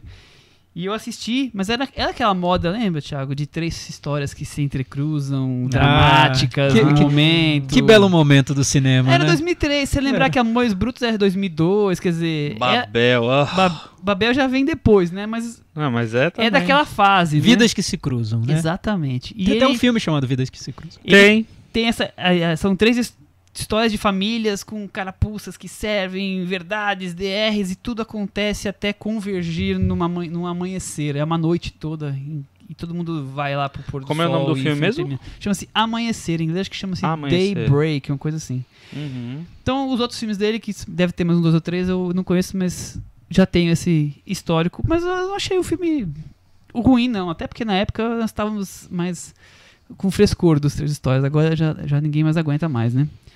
Mas acho que ninguém mais conhece a carreira dele, né? Aqui. Vocês vão me surpreender. Eu não lembro de filmes dele, não. Bom, então vamos pra sinopse. O Chico agora não vai precisar de cola porque ele sabe de cor salteado, todo mundo, né? Vai que, né? Vai que eu trago o garçom, né? Eu sei lá, você falou assim. Garçom! jornalista que- Garçom da Academia Sueca. A esposa dedicada Glenn Close. que questiona seu papel nesse casamento e sua importância na obra de seu marido escritor Jonathan Pryce. quando ele é escolhido a receber o Prêmio Nobel de Literatura. Muito bem. Cris Lume, vem pra conversa você também. O que você achou de A Esposa? O que eu achei de A Esposa, assim, é um filme que tem vamos dizer assim, tem um truquezinho. E acho que a hora que você já entende o truquezinho, ele já tá quase te perdendo, ainda bem que ele acaba. Porque se ele fosse querer se sustentar nesse truquezinho por mais um tempo, já não ia dar, eu acho. Acho que tem tudo a ver dizer que a grande coisa do filme é mesmo a atuação da Glenn Close. Porque eu acho que ele se sustenta nessa virada, assim. Ele tem uma situação de flashback, né? De mostrar um pouco como é que é o passado desses personagens, do casal, né? Você primeiro começa conhecendo o casal como eles estão vivendo hoje. E depois, aos poucos, para você entender um pouco mais do que está acontecendo, você tem um flashback. Então, eu acho que é bem caricato, assim, esse flashback, na minha opinião. Uhum. E não, eu acho isso, eu não sei. Interessante você ter falado do flashback, Cris, porque isso me incomodou de um Era pra jeito. esquecer do flashback. né? Parecia que eu tava vendo uma produção original HBO e no flashback ia pra TNT. Mudava o canal pra TNT. Aí voltava pra HBO. Sabe, assim, todo mundo de plástico, É horrível, caricato, é o cara muito caricato. ruim, é E te muito dá um ruim. impacto mesmo, né? Porque bem ou mal, por mais que às vezes você sinta uns buraquinhos na história, ali meio frouxa, os dois estão muito bem, a Glenn Close e o Jonathan Pryce, né? Aí chega no flashback e você fala, meu Deus do céu, o que tá Acho que o acontecendo? flashback revela como os atores são importantes pro filme. Não é? Pra até dar certa credibilidade pro filme. Porque se a gente não tivesse a Glenn Close e o Jonathan Pryce, o filme teria sido, acho que, bem pior. Teria ficado claro Não, com o quanto certeza. ele é teria medíocre. sido ignorado. Ele é muito... Ele, né? Eu acho ele frouxo, com viradinha frouxa e tal. Eu tinha comentado desse filme quando Quando você voltou, eu voltei de viagem das férias. E não sei se vocês lembram, eu falei assim, vai ser um filme que vai ser lembrado pelo Oscar da Glenn Close. E vai ser só isso. Porque realmente é um filme muito... Tem gente que fala que é um telefilme, é quase isso mesmo. Quase isso. É Tem quase estrutura isso mesmo. pra isso. Tem estrutura de telefilme mesmo. E o flashback, como a Cris falou, ele sim, deixa claro que o negócio é assim, vamos fazer um negócio bem didáticozinho, bem com viradinha, enfim. Não, com ceninhas do passado que são iguais às ceninhas do presente. Pois né? é. Tem uma cena deles pulando na cama, aí tem igualzinho no passado, igualzinho no presente. Tem 3 filmes que... dois filmes que parecem... Tem uma temática parecida com esse, que são desse ano também, que é o Colette, que é com a Keira Knightley, e o Mary Shelley, né, com a Elle Fanning, que são filmes que mostram a mulher por trás de livros, né, de obras literárias. Né, se impor como Exatamente. escritora. Curioso é isso, porque os 3 filmes têm o mesmo... Não, mas mesma ideia inicial, né? Mas esse... Cada um vai pro seu caminho, Esse né? eu acho que é mais esquemático. Sem dúvida. Até o Mary Shelley, que é meio fraquinho, assim... Mas ele é mais interessante. É mais interessante, assim. Esse filme, realmente, ele é baseado nas interpretações. não dá pra negar que ele é um filme... É quase um veículo pra Glenn Close ter uma chance de ganhar o Oscar. A Glenn Close, assim, ela teve 3 indicações ao Oscar de melhor atriz coadjuvante no início dos anos 80, 3 seguidas. Na sequência, 3 anos seguidos. Depois ela teve 2 de melhor atriz no final dos anos 80 também, seguidas, 2 seguidas. E depois, lá em 2011, ela tentou de novo com Albert Nobbs ganhar o Oscar. Um projeto dela que ela bancou, ela produziu, ela ajudou no roteiro e tal. E ela tem uma transformação visual também, mas também não foi suficiente. Não foi suficiente, é ótimo, né?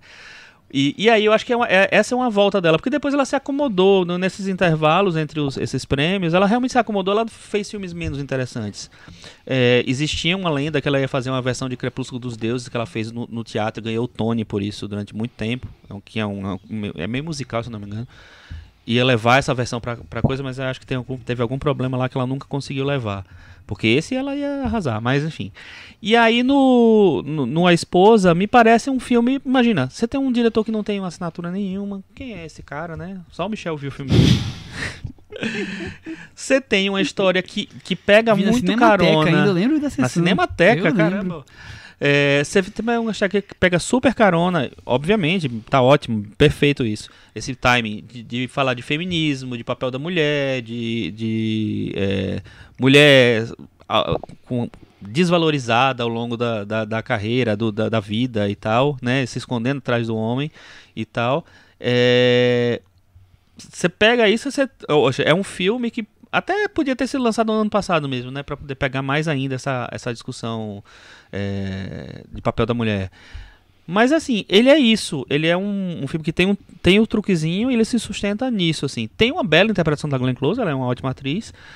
Até tava achando ela meio plácida demais no começo, depois realmente o filme exige mais dela. Mas assim, engraçado, né? Porque o filme fica mais convencional e ela fica melhor atriz.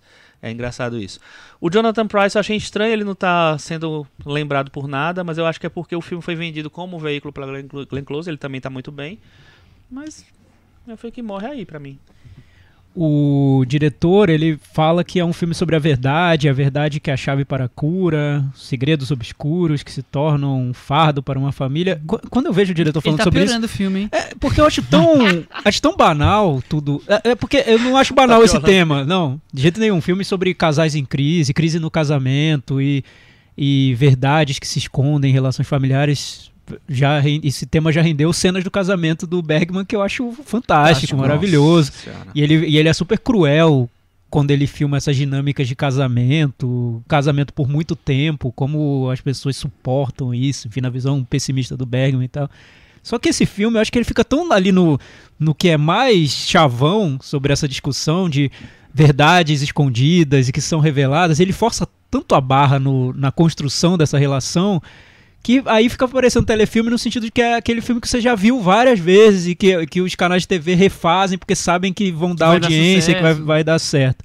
A Glenn Close ela já vê diferente, ela fala que é um filme sobre como a mulher se realiza no relacionamento, balanço de poder entre homens e mulheres. Ela até falou que o filme demorou 14 anos para ser feito, e isso só aconteceu porque ele se chamava A Esposa, foi escrito por uma mulher e inspirado num livro escrito por uma mulher. Então a Glenn Close trouxe... Maggie Wolitzer. A Glenn Close trouxe a discussão para essa questão mais feminista que está super atual, como disse o Chico. Acho uma pena que o filme não tenha conseguido ir tão fundo nisso. O que me surpreendeu é que eu esperava uma atuação incrível da Glenn Close. Eu esperava a Glenn Close arrasando, me levando às lágrimas no cinema. Eu não vi, eu acho que o papel nem dá condições para que ela faça coisas ali. Achei ok. Eu acho que ela tá normal. Bem. Eu acho que ela tá bem. Eu acho que ela tá bem, e até porque tava todo mundo falando, não sei se eu tava esperando mais por causa disso, mas eu também esperava mais. Eu não sei se eu indicaria ela ao Oscar, não porque ela não esteja bem, ela está bem. Mas é que tem personagens mais marcantes ao longo do ano. Eu tava revendo. Eu daria o Oscar pra Olivia Colman sem pensar. Sim, não, eu não vi ela cozinhando coelhinho, gente. A transformação. Eu tava revendo quais foram as indicações da Glenn Close. Em 89 ela foi indicada por Ligações Perigosas. Gente, esse o Oscar, né? Não tem como ser outro filme, ela só não tem nem perdeu porque comparação. o papel era a Jodie Foster fazendo Foi. Acusados, que era uma mulher que era estuprada por vários homens. Foi até bem meio corajoso do Oscar e tal. Mas Premiar. Em 2002 foi Era o o papel dela. Albert Nobbs, tinha uma transformação física e tudo. Eu não gosto do filme, acho um Também filme muito não. fraco. Nem vi. Mas imagina, ela perdeu pra Meryl Streep fazendo Dama de Ferro. É muita humilhação, eu acho, né? É um filme terrível, eu acho. A atuação da Meryl Streep, ok, mas é um filme muito ruim. Aquele Ana Meryl Streep já foi pro Oscar já, com o Oscar ganho, já, né? É, mas... Quando ela assinou o contrato pra fazer o filme, já tinha ganho o Oscar mais ali. Mais ou menos. pelo nome do papel, né? Não é nem pelo papel em si, porque o filme Fazendo não dá a, possibilidades fazendo a incríveis. Tati, Mais né? ou menos, Margaret viu, naquele ano, é porque a Glenn Close ela ficou meio apagada por causa da disputa daquele ano, que era a Meryl Streep com a Viola Davis no Histórias Cruzadas. As pessoas achavam mais que a Viola Davis ia ganhar, mas a Meryl Streep também estava meio cotada. Então a Viola Davis, acho que ela ganhou o SEG, se eu não me engano, Nossa, e a Meryl Streep... Histórias Cruzadas. É. Memória do Chico me É, impressiona. Vamos voltar pra esposa, que eu acabei de lembrar de Histórias Cruzadas e estragou o resto do meu dia. Michel, sobre essa questão que o filme traz de discutir casamento e segredos familiares, ele faz bem, na sua opinião? Não, ele não faz bem. Eu acho que é uma discussão... Michel sincero. Sincerão, né? Sincericídio. Eu acho que é sempre uma discussão interessante, porque, primeiro, trazer à tona essa questão da mulher submissa que vive mais o amor e deixa o homem ocupar o espaço para a sociedade, digamos assim, tentando evitar um pouco de spoilers, mas que eu acho que quem não viu já meio que subentendeu o que nós estamos falando. Eu acho isso, claro, curioso. Por outro lado, também, o filme deixa como uma decisão meio que dela, então logo ela tem parte da responsabilidade em cima disso. Mas, claro, que isso em algum momento... Eu acho que o que eu acho mais curioso é o filme começar com um momento de alegria extrema do casal, e essa alegria extrema, a cada minuto, ir se tornando não vou dizer uma pedra, porque é um peso sobre os ombros dos dois que vai reconstruindo aquele casal. E eu acho que isso talvez seja a coisa mais curiosa do filme. Mas tudo isso é feito com um cinema muito simples, muito padrão. Vimos esse filme já várias vezes, essa coisa meio de telefilme, quer dizer... É tão legal ver o casal pulando na cama, que é a segunda cena, digamos assim, e depois você vê o que aquele casal se tornou por conta daquela ligação, daquele primeiro momento. Mas é feito tudo de um jeito tão blé. E acho que ele podia explorar tantas coisas ali, né? Eu acho O filme se passa nos bastidores do Prêmio Nobel. A gente não falou sobre isso. O personagem principal, o escritor, ele ganha o Nobel da Literatura. Então o filme se passa na Suécia, em Estocolmo, lá.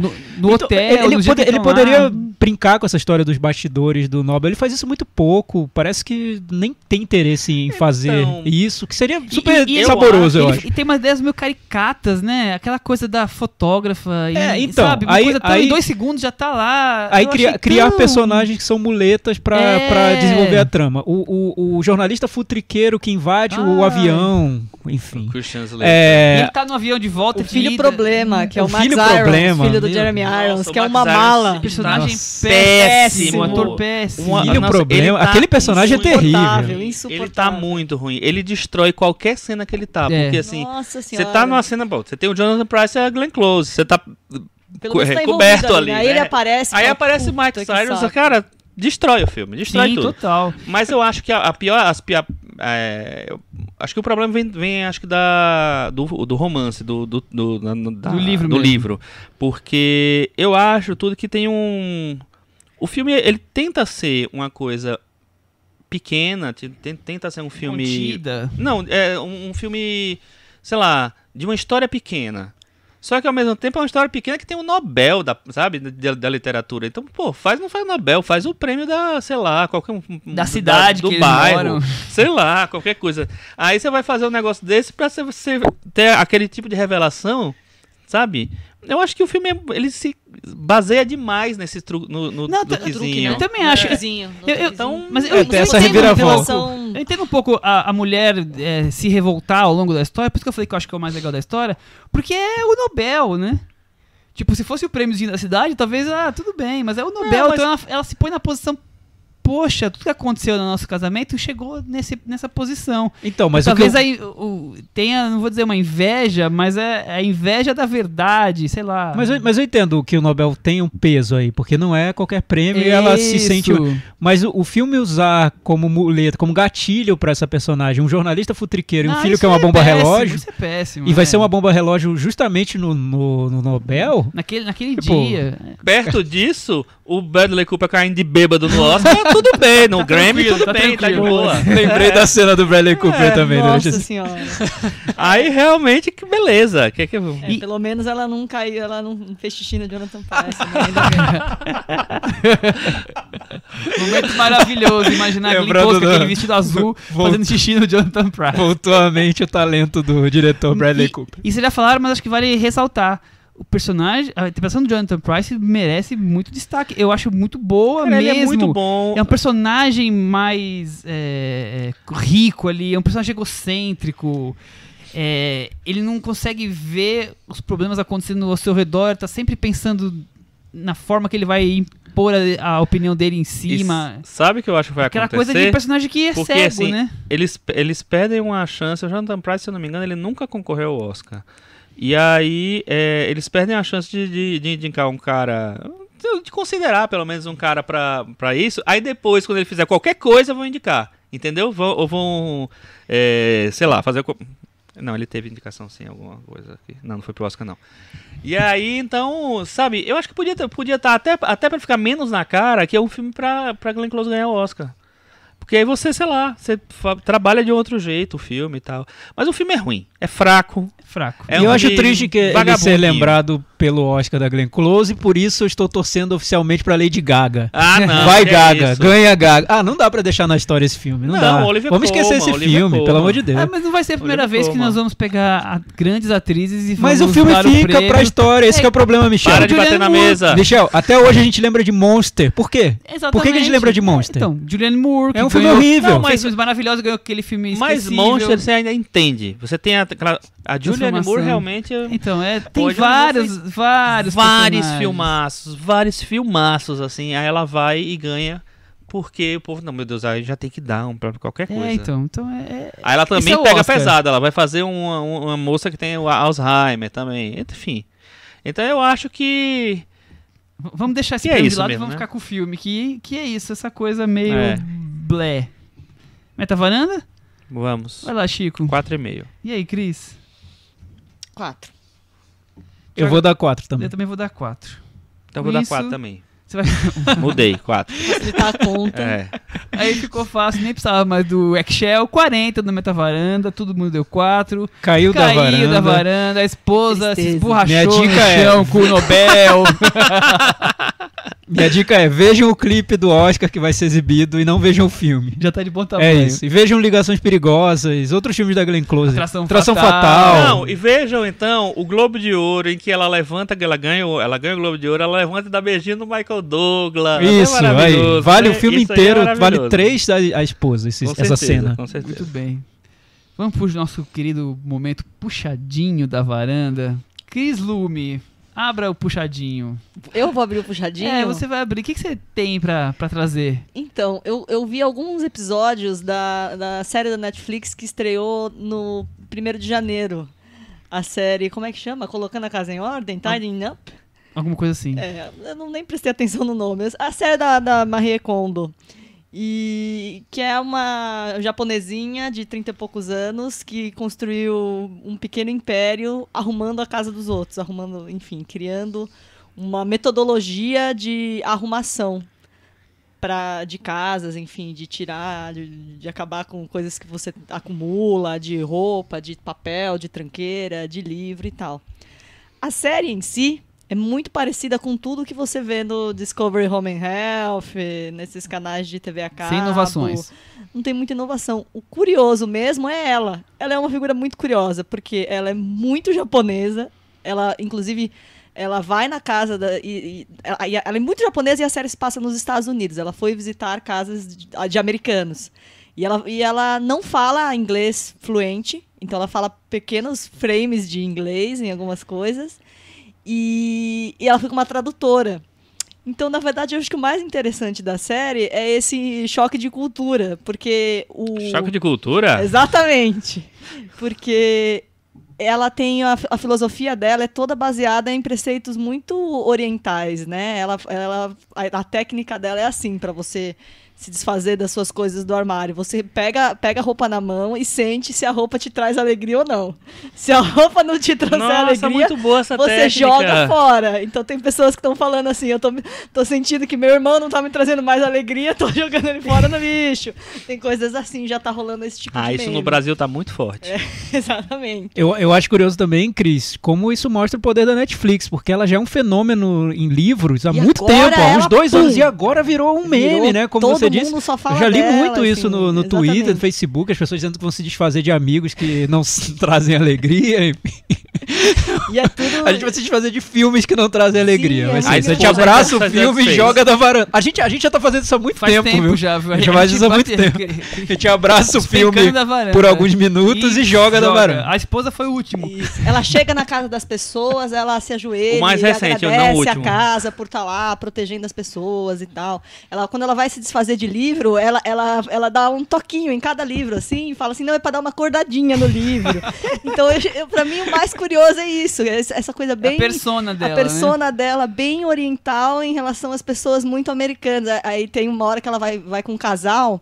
E eles começam a arrumar casa juntos e tal. E aí a mulher, a esposa, fala pra Maria, fala, nossa, tá muito legal, a gente tá junto aqui, arrumando junto, tô achando super sexy.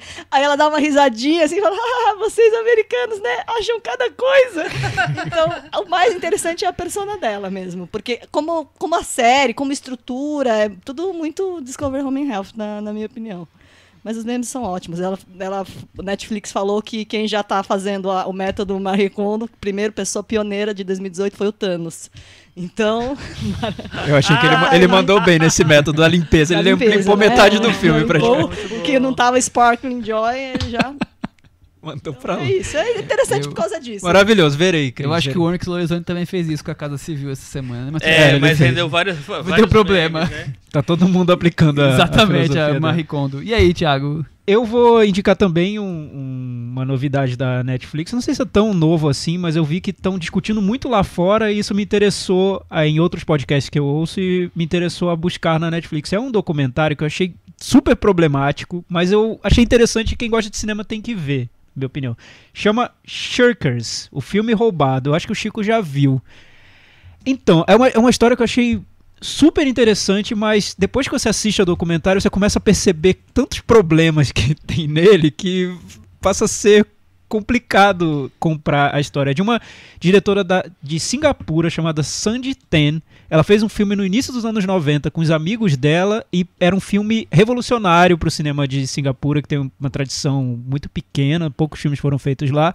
Ela fez um filme experimental, um road movie, inspirado na novela Vague, enfim, com um mentor, que era um sujeito... Era uma bagunça. Quer dizer, né? Com um mentor, que era um sujeito misterioso que apareceu por lá, vindo de outro país, possivelmente dos Estados Unidos, fez esse filme e esse mentor roubou o filme dela. E 25 anos depois ela conseguiu acesso a esse material e reencontra as pessoas que participaram do filme, remonta o filme, reencontra a pessoa que devia ter feito a trilha sonora. Então, é uma história de cinema, de um filme sendo reconstruído, mas também de memórias do país na época, de Singapura na virada para os anos 90. É muito interessante, mas depois de ver o filme, você começa a questionar os métodos que ela usou para fazer o filme, principalmente o tom que ela usa um tom de como se tivesse um grande mistério a ser resolvido. A ideia, a estrutura do filme é duvidosa, mas eu acho que é um filme bem curioso, vale a pena ser visto. Muito bem. Eu só complementando aí, que você o fala que sobre me o filme? incomodou muito do filme é esse tom, exatamente, esse tom de lamento. É sempre, nossa, consegui sobreviver a isso, sabe? Nossa, aconteceu isso comigo e tal, não sei o que lá. E no final, eu acho que se esse filme fosse lançado o original, porque assim, é um documentário sobre o filme, né? ia ser uma bosta, mas tudo bem. Eu sei, Chico, você tá sendo maldoso. Mas seria um filme cult, talvez. Porque eles pretendiam lançar em festivais como o primeiro filme feito em Singapura. É algo assim. Mas, e é um filme bem experimental, Mas né? Singapura é tão pequenininho que faz mas sentido. assim, eu acho que a história é muito legal. Tudo que acontece é muito legal. Não é tudo que aconteceu, na verdade, é muito legal. Só que eu acho que o jeito dela contar, pra mim, me tirou totalmente do filme. Parece que ela tá dourando a pílula. Eu fiquei com essa sensação. Ela tá eu querendo acho que vender algo que é além... Exatamente, uma coisa maior do que é, realmente. Mas o filme tá cotado pro Oscar, né? Tá. E tá sendo muito elogiado. Eu pode vi em ser vários que podcasts, eu vi entrevistas com ela. Ela voltou agora a discussão desse filme. Talvez por causa da Netflix, que colocou o filme lá na plataforma. Então tá fácil de ver. É um filme pequeno, passou no Festival de Sundance e, se eu não me engano, ganhou o prêmio de direção na competição de documentários. Vale ver. E você, Chico Firman? Esse Bem, trem puxadinho. Eu vou puxar também a sardinha da Netflix. Porque eu vi... Ela patrocina o Puxadinho. Então, Netflix, por favor, dá uma olhada isso com carinho, né, pra gente, assim. Pra falar de uma série nova, série que surgiu na Netflix, que é criada pelo Geoff Johns, pelo Akiva Goldsman e pelo Greg Berlanti, que é o diretor do Com Amor Simon, que é Titãs, baseado no meu grupo favorito dos quadrinhos. Até comprei uma. Thiago está aqui, o Chico está aqui com quadrinhos. Antes, olha. Vocês não conseguem ver. Botar na coisa. Eu pensei que era o seu grupo favorito de rock dos anos 80. Não, o de rock não são os Titãs. Também isso não é, não. Mas enfim, que é sobre os Titãs, que é o grupo de sidekicks da DC, né? Os mini-heróis da DC, que surgiu na cola dos heróis principais, tal, que é formado pelo Robin. No original era formado pelos ajudantes do Batman, do Superman não, o Batman, do Arqueiro Verde, do Lanterna Verde não tinha, da Mulher Maravilha, enfim. E aí depois ganharam personagens novos e tal. E eu peguei bem na época dessa mudança dos personagens, comecei a ler esses quadrinhos no meados dos anos 80 e fiquei realmente apaixonado pelo grupo, porque eram... Eu entrando na adolescência e eles adolescentes, e 90% das histórias era muito mais sobre o convívio deles. Eles todos moravam na Torre Titã, né, que era uma fortaleza deles lá, e era muito mais sobre eles, o convívio deles, a amizade e tal, a família formada, o assunto de família, entendeu? Do que as aventuras em si. E eu acho que a série, apesar de ser uma série assim, visualmente muito fraca, porque tem limitações de orçamento, provavelmente muito... o orçamento é bem restrito, assim, os efeitos especiais são bem mais ou menos e tal. Eu acho que ela pega várias coisinhas interessantes, assim, principalmente na construção do Robin, dessa coisa essa dúvida dele em relação ao Batman, do que ele tem, né, do que dessa relação deles de pai e filho adotivos e tal. Eu acho que ele dá uma pinçada boa nisso, e ele transforma outros personagens para os anos 90, já com base em tudo que eles foram mudando ao longo desses anos. Anos 90, anos 2000, anos 2010, sei lá, eu acho que ele consegue dar uma pincelada boa nos outros personagens também, e pelo que eu vi vão aparecer mais personagens. Então foi uma surpresinha, não é uma bela série, mas eu acho que quem lê quadrinhos e quem viu os Titãs já durante um tempo pode achar coisas interessantes ali no meio. Muito bem. Eu também vi uma série documental que caiu essa semana na Netflix, bem curtinha, 1h04, que é o tema que a gente já viu 1000 vezes, mas como está tão em voga de novo o assunto da ditadura militar, é sobre a ditadura militar do Chile, e a história de um cantor que morreu no estádio do Chile. E o filme faz um resgate de tentar descobrir, ou conta a história de 40 anos de tentarem descobrir e culpar os reais assassinos desse cantor. O cantor chama-se Victor Jara, inclusive o estádio depois de anos virou o estádio Victor Jara. E é curtinho, como tem só 1 hora, é bem simples.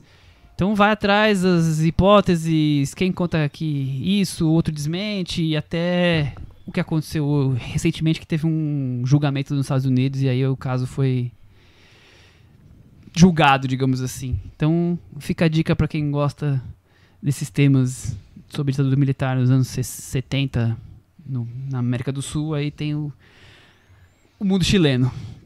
Agora tem aquele momento, Chico Firman, Cantinho do Ouvinte. com Thiago Faria. Cantinho do Ouvinte, vocês sabem como funciona, só enviar comentários no nosso blog, cinemanavaranda.com. Na semana passada tivemos comentários, não só comentários para o nosso blog, né? Muita gente comenta no Facebook, no Twitter, vários lugares. E-mails, tem de todos os lados. Semana passada falamos sobre Bird Box e sobre o retorno de Mary Poppins. Também tivemos um episódio do Globo de Ouro com um balanço aqui dos vencedores. O Renato Azambuja, ele falou sobre Bird Box. Ele começou o comentário dele assim: não me lembro de nenhum outro filme que a nota do Thiago tivesse sido mais baixa que a do Michel. Tem outros, mas são poucos. É verdade. Fiquei surpreso também de Bird Box ter caído da varanda. Vai ver o filme, esqueceu da venda e acabou se jogando de lá.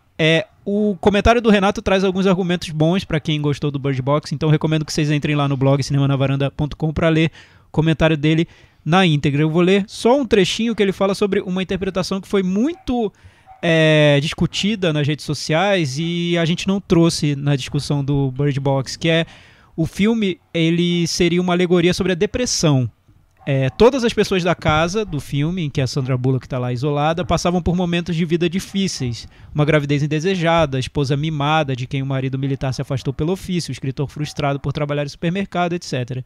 Tentavam dar a volta por cima, mas a sombra da depressão estava ali, como um convite constante ao suicídio. Então, no comentário, ele também tenta explicar outros pontos dessa simbologia do filme. Essa história da depressão foi muito comentada, a gente não trouxe. É interessante porque o filme abre com a Sandra Bullock ali deprimida e tudo. Com gravidez dela e tudo mais, eu não tinha tido essa leitura, não. E aí ele faz um comentário final: Thiago, passar Bird Box na ceia de Natal? Acho que você não entendeu o filme. Eu acho que você não entendeu a ironia. Não, que eu falei pra ele aqui no blog que eu exagerei um pouquinho, mas realmente. Você tava sendo irônico. Exibir na ceia, acho que seria um pouco... O Caio Henrique Francisco, ele fala: se não me engano, Roma entrou no catálogo da Netflix na mesma semana da estreia do Mary Poppins Returns no cinema.